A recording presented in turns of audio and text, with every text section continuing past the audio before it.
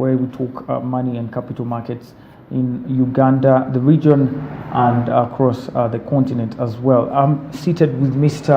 Ahire Rogers, who is an educationist from the Capital Markets Authority, specialized in educating about the public about the capital markets and what they do. So we are talking what capital markets have had as impact on the economy, and also how you at home there can start benefiting from some of these investment opportunities.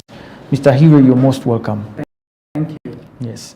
Now we will start with, for a layman, the capital markets. What are the capital markets in a simplified language for someone to understand? Yeah, let me try to simplify it. It's not a complicated market. It's just a market like any other market. Yes. Like you go to, and you're looking for something. Yeah. But specifically, on one side, you have individuals or companies or people who have money and they are looking to invest this money.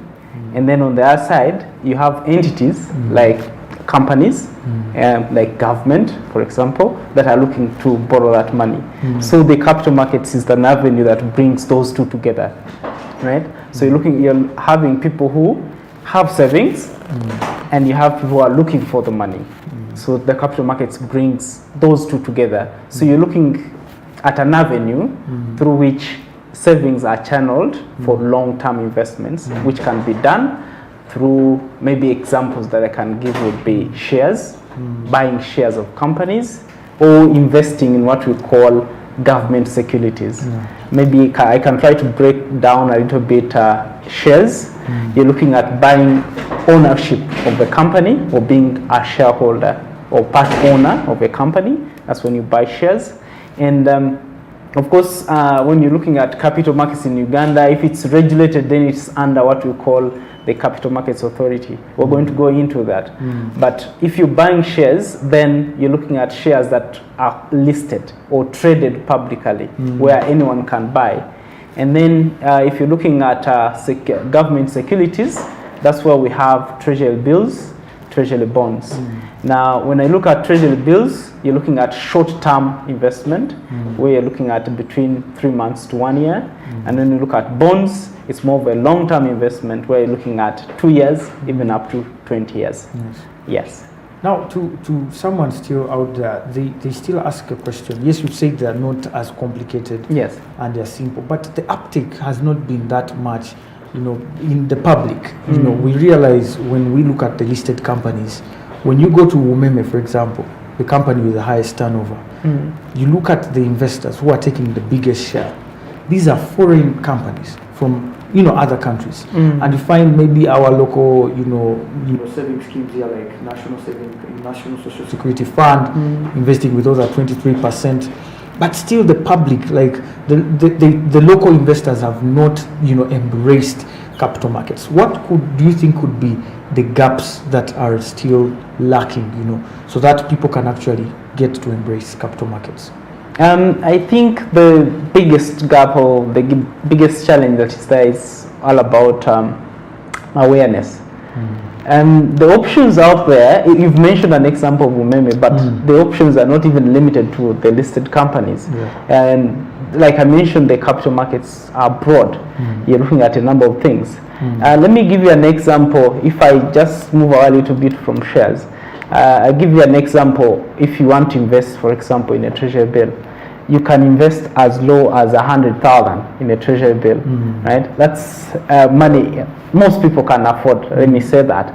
So I'll bring it to, first of all, awareness of the opportunities that are available, and even simpler opportunities when you look at, for example, when investing through collective investment schemes, you can have an option where you'd invest money as low as 100,000 for as low as 1 month, and you're able to get that money back. So I think people are not fully aware of how these markets operate, the options that are available for them, and how they actually work. If they were aware, because you might go to somebody who's maybe fearful of risk, and they wouldn't want to buy into a share of a company.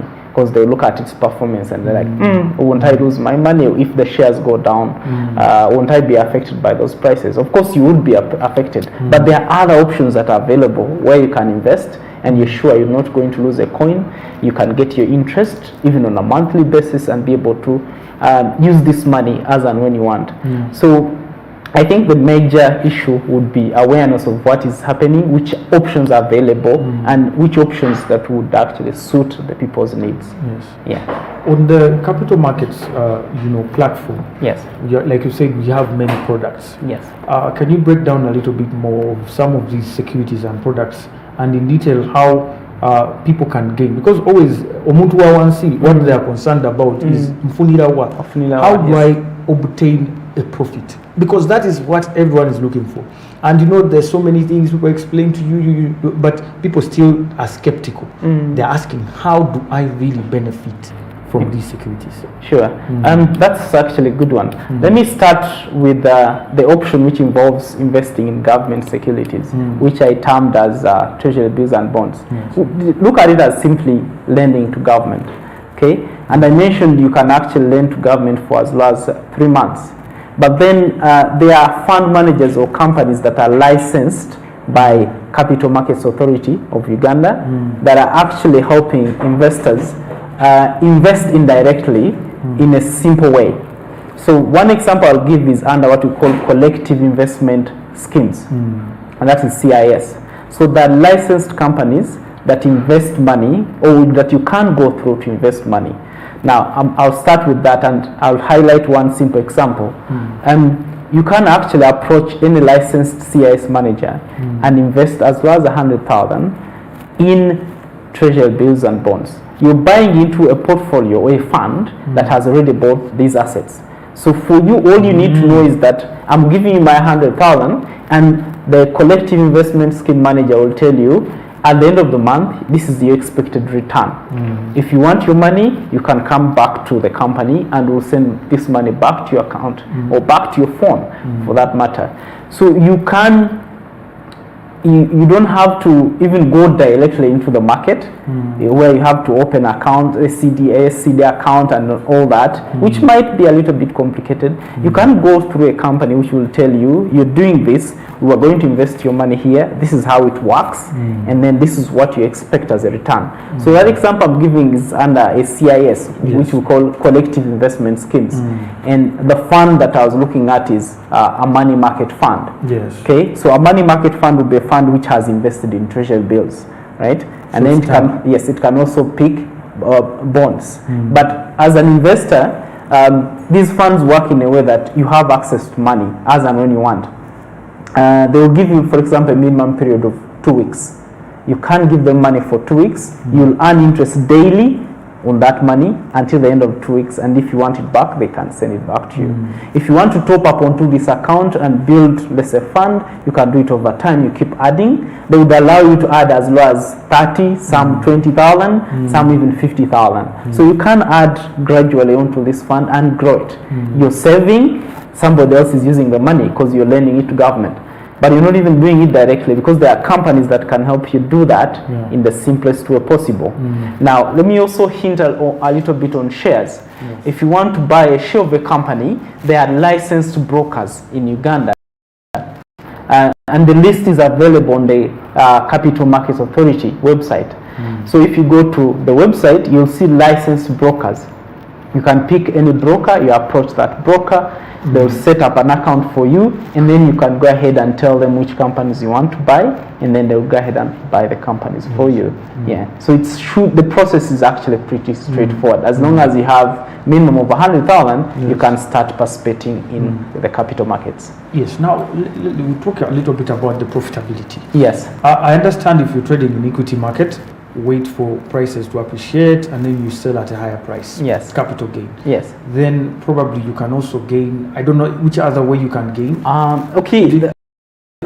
if you're investing in equities, yes, then you're gaining in two ways, which you've mentioned. One, when the share prices go up, yes, there's a capital gain. You can sell your shares. You can buy a share, for example, let me say at 240 and sell it at 300. That's your capital gain.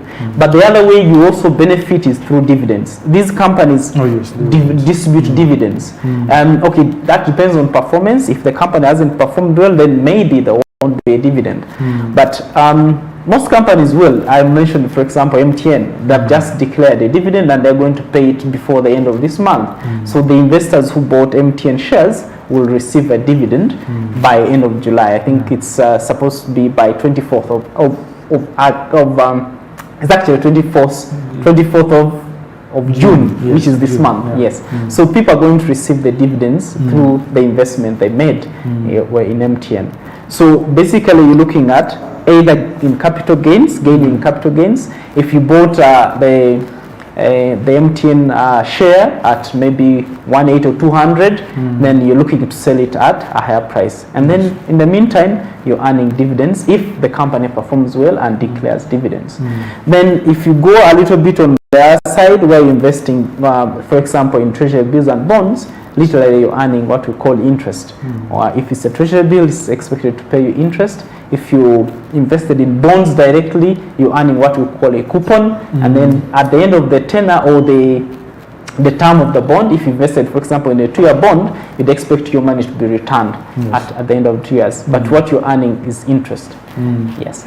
Yes. Now, collective investment schemes. Back to that, Yes. and I'm told you're into collective investment schemes. Yes. Yes. They recently gained fame, and according to Minister of Finance, Mr. Kasaija, over about 1.14 trillion, something like that. That's true. Over the last quarter, Yes. Was saved in collective investment schemes. Yes. So people are actually starting to realize that they are important. What stands out in the collective investment scheme that is not in these other securities like equities and so on?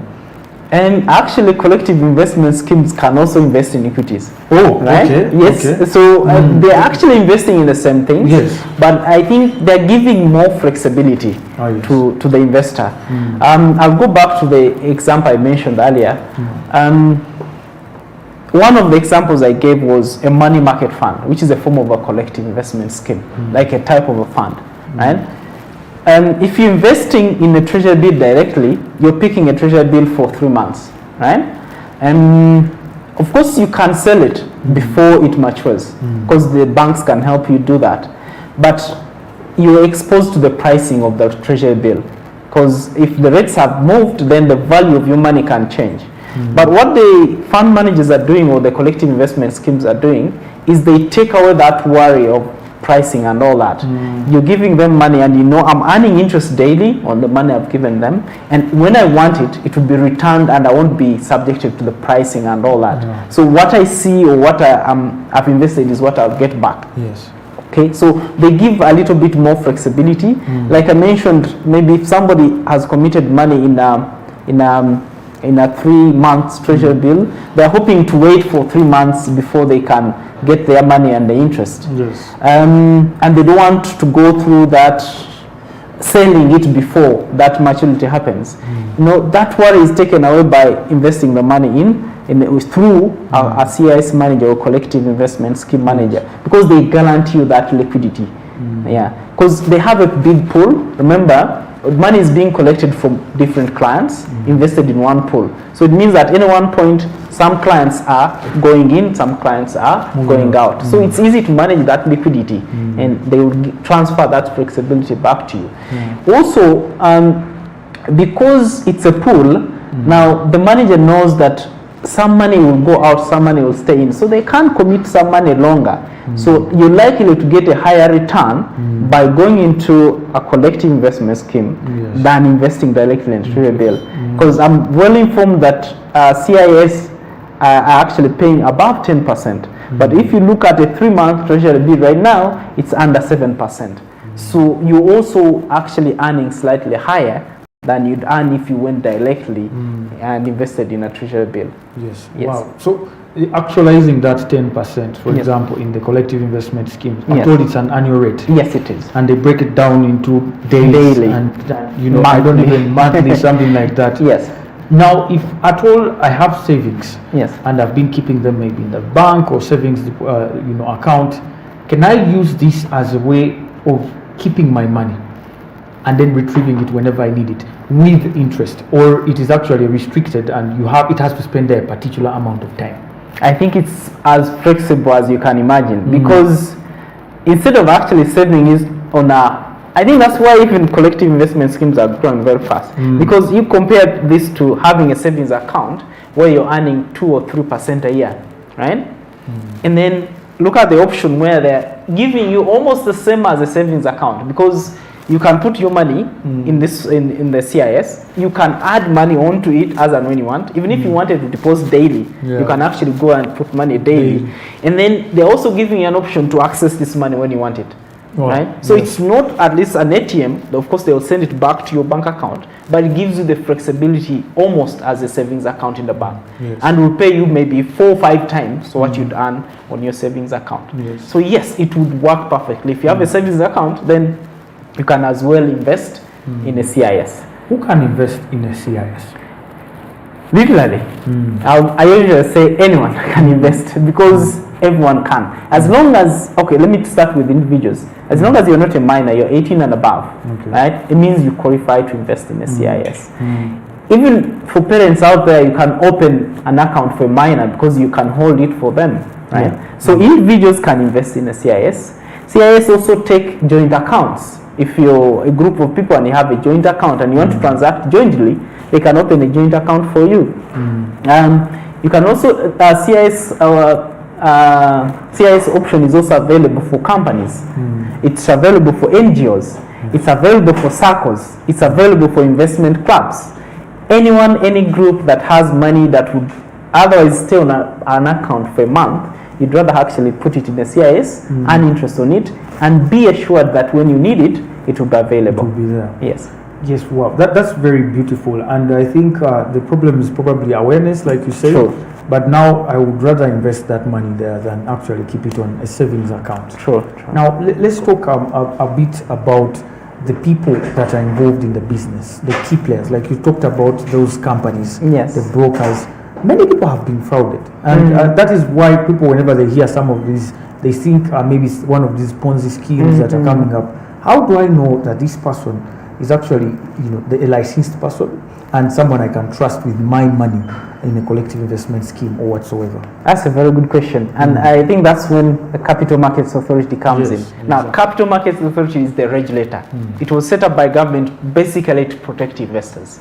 So if an entity is licensed, okay, and I would say supervised by Capital Markets Authority, then it's safe for you to go ahead and transact with them, because CMA supervises these entities. Now, so you'll have them grouped in a way that if you want to invest in a collective investment scheme, there are CIS managers, right? I can mention, those ones are actually pretty few, so I can mention offhand. You have UAP, you have Britam, you have Zeno, and then you have Sanlam, and some of the licensed CIS managers. So you can approach any of those managers, their offices. You can even go online and search. If you go to the Capital Markets website, Uganda Capital Markets website, you'll see those licensed entities, and then you can pick whoever you want. If you want, you can actually walk to the Capital Markets Authority offices. They are on Parliamentary Avenue, on Jubilee Insurance Building, on 8th floor. So you can walk in and they will give you this information. Now, there are also licensed brokers or brokerage firms that you can approach and be able to transact. Now, if an entity is licensed, then means they are on the CMA website as a listed licensed company, but you can also walk into CMA and confirm that these entities are actually licensed. And as long as you're dealing with such an entity, then you can't talk of fraud. Because these are companies that have actually been here and have transacted for a while. They are companies you can actually trust. Now we talk about the minimum starting, price. You talked about 100,000. Okay, it may not look a lot, but to some people they think, no, I can't give away my 100,000. are there options that offer lower limits for people to start with? Yes. Are there other options? They're actually there. And now with the advancement in technology, it's becoming much easier. And these companies have also structured products that start from as low as 10,000. Okay, so I was just giving roughly the estimates that companies are asking for, but I know for sure in the market there are companies that start from as low as 10,000. Yes, 10,000, 30,000, 50,000, and you're able to start. So I believe at least with 10,000, anyone should be able to start investing in the capital markets. Yes. Well, we are going to go into a short break. Ladies and gentlemen, we are still talking to Mr. Rogers Hwire, who is from an investor educator from the Capital Markets Authority. We are talking investment in capital markets and some opportunities that are laying idle, and there for you, ladies and gentlemen, to pick up and start investing. We are going to go into a very short break. When we return with more on what investors need to know and when they are investing. And if you have $1 million, for example, and that is what you're earning, how can you allocate money wisely on the capital markets? We'll be right back. Don't go anywhere.